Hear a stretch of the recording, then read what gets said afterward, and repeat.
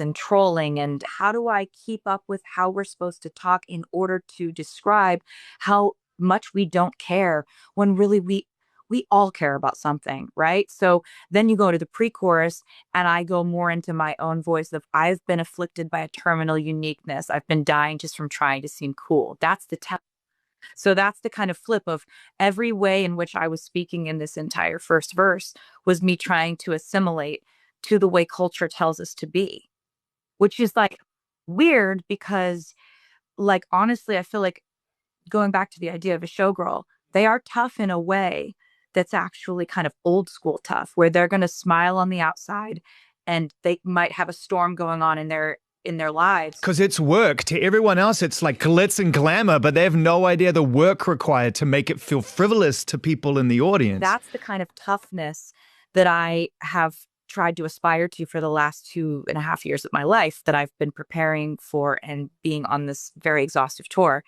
But there's also this kind of cultural thing now where we like sort of talk about softness and sadness and these feelings of being hurt and feeling like those feelings, like we talk about them, but we're not allowed to express wanting love, wanting these things in life. Like there's this aversion to actually seeming like you could need anything or that you could need or want anyone. You're supposed to accidentally have love. You're supposed to accidentally end up on vacation. This is the cautious discretion, which you beautifully describe in that song as well. This idea of learning cautious discretion, which is a heavy, heavy thing to have to take on at a young age, to check your moves before you make them. I think, like, if I could be just honest for a second, that picture of you and your fiance driving away in his drop top, to me, was such an important moment because it felt like Wow. there goes cautious discretion. It's gone. You sound like my family right now. Every one of my family members were like, that's how we have been. We've been just, all we want is that for you. You know, like so much of the way that anyone in my position in my industry has to be is you have to really think your way around every single thing you say before you say it. It's obviously very easy to talk to you because you're so thoughtful about the music and you're coming from such a place of authenticity, but Thank you. you know that about yourself. It's really one of the beautiful qualities that makes you fun to talk to for artists. But like when I was, when I met Travis, I started to feel a little bit like um I could be like a person who could have romantic whims and have these dreams. And the song Wish List is like that chorus, like you were just talking about the verses, which were so fun and funny to write, but it gets very sincere in the chorus.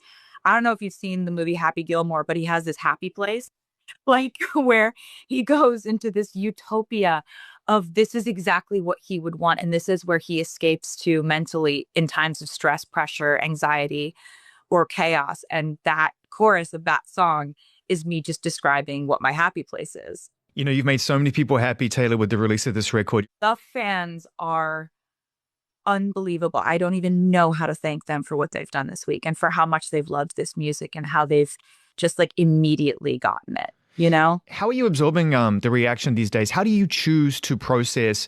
The math is one thing, and that just goes on around us in life now. But then the real human interaction is what I know that you really still tap into. And when you have an album that's this big with so many people pouring their energy and being so invested in it, how do you absorb all of that in the days that follow? Because we're talking for real a few days after the album came out. Yeah, I mean, I welcome the chaos. The rule of show business is if it's the first week of my album release and you are saying either my name or my album title, you're helping. And art, I have a lot of respect for people's subjective opinions on art. I'm not the art police. It's like everybody is allowed to feel exactly how they want. And what our goal is as entertainers is to be a mirror. Oftentimes, an album is a really, really wild way to look at yourself, right?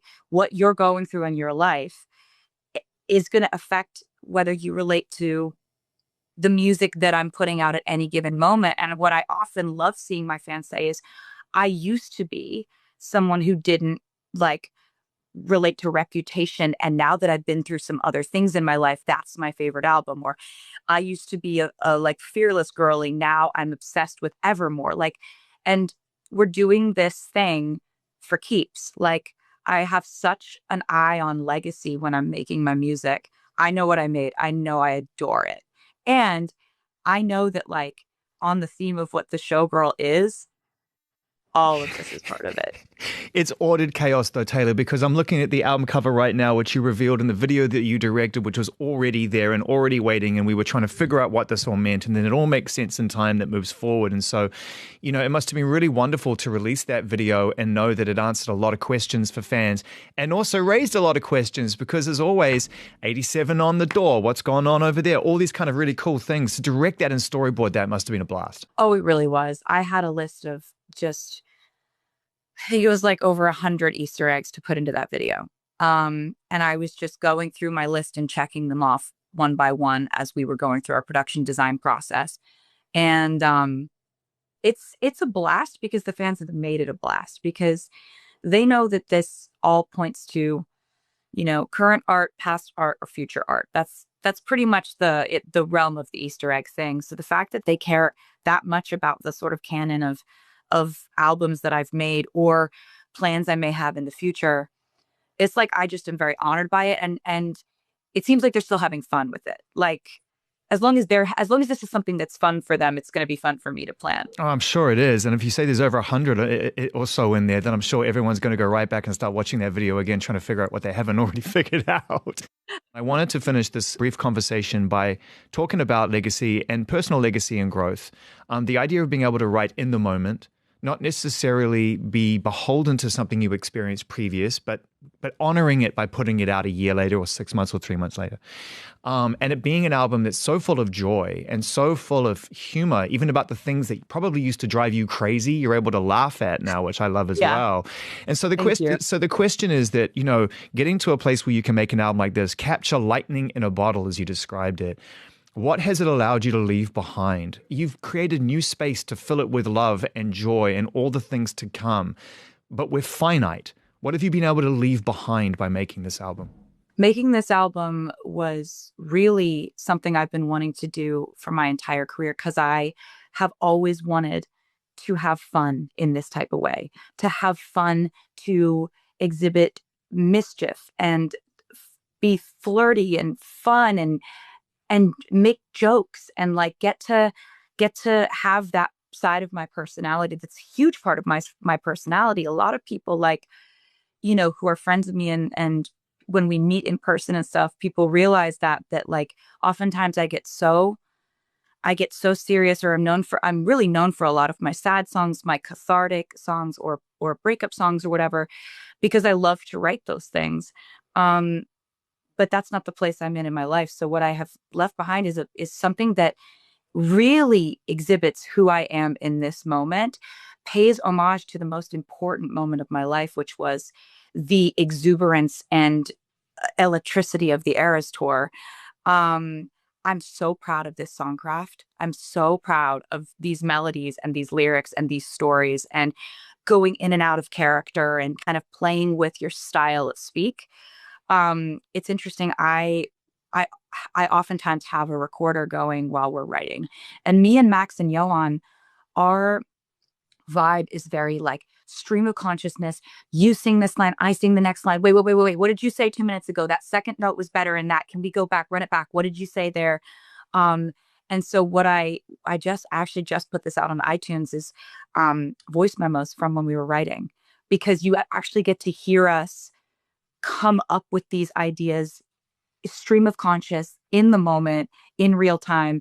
And it's pretty wild. I'm very lucky to get to experience that with people like them who are just, I mean, There are nights in late night television that feel less like a talk show and more like a cultural event.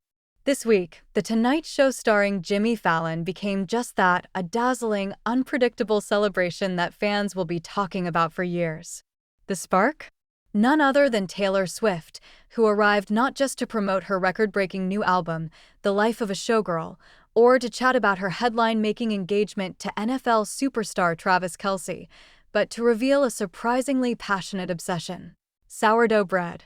The energy in Studio 6B was unmistakable from the moment the red light blinked on. Fallon, usually the quick-witted ringleader of late night, was swept up in a tide of anticipation. "She's here," he shouted, unable to contain his excitement, as applause thundered through the room. Fallon dubbed Swift the mother of all guests, a phrase that somehow still felt like an understatement. He joked that the life of a showgirl asterisk had him listening so much even his friends wondered if he was falling for Kelce, a punchline that sent Swift into gales of laughter and the crowd into another frenzy. The Roots, Fallon's legendary house band, threw their own rulebook out the window. "Dude, we're here for her," they declared, and for one night, The Tonight Show belonged to Swift. Fallon tried to list her accolades, but the roar of the crowd kept interrupting, forcing him to beg, "We have to let her talk." Only then did the star of the night finally take her seat. Swift entered in a sparkling, retro-chic dress that caught the light with every step, a megastar, yes, but with an approachable air that made you want to ask her about your favorite lyric or, as it turned out, how to keep a sourdough starter alive. She grinned, waved, and looked ready for anything. The album, already shattering streaming records, is pure spectacle, glittering choruses, raw lyrics, unforgettable hooks. Fallon confessed he was obsessed, joking that he'd listened so much he started to envy Kelce. Swift, her diamond ring flashing, teased, "He's used to sharing the limelight." And apparently, now his fans. But it was the bread that stole the show.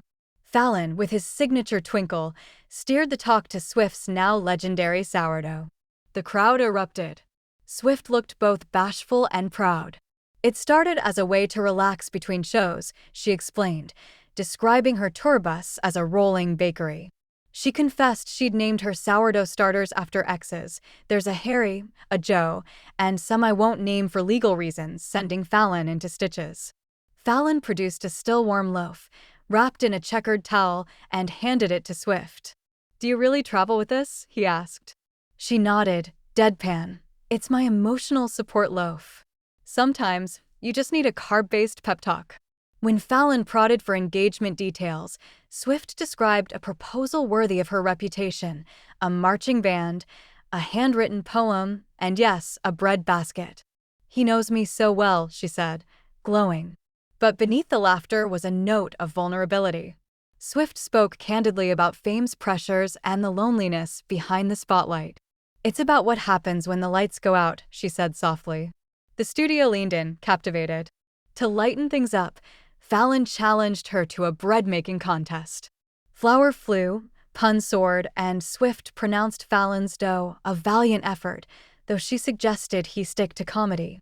As the credits rolled, Fallon marveled at the night's electric energy. Swift blew a kiss to the crowd and left viewers with a simple reminder: don't forget to feed your starter. It was a night of music, laughter, love, and bread, and a reminder that with Taylor Swift in the building, anything can happen.